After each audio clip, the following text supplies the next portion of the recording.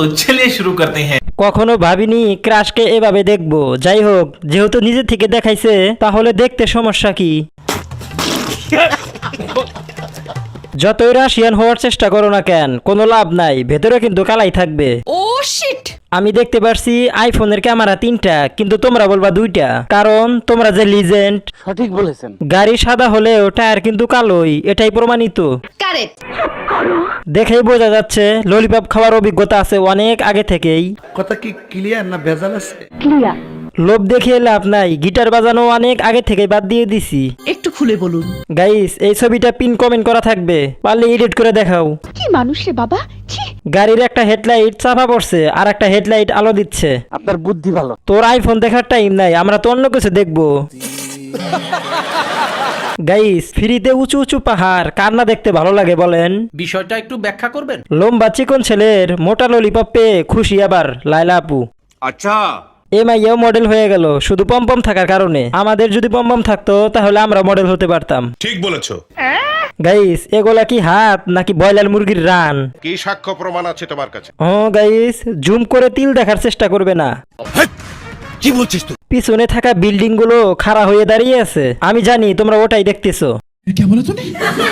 হাতে থাকা ব্যাগটা কিন্তু অনেক সুন্দর, কি বলো তাই না? চশমার ফ্রেম দুইটা কিন্তু আমার কাছে বড় বড় লাগতেছে, তাই না?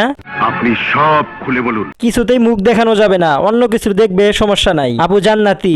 কারেক্ট। তিলটা কই? না ভাই, জুম করা যাবে না তো। শহীদানের পরিস্থিতি যেমনই হোক রান্না করতেই হবে। বলেন কি?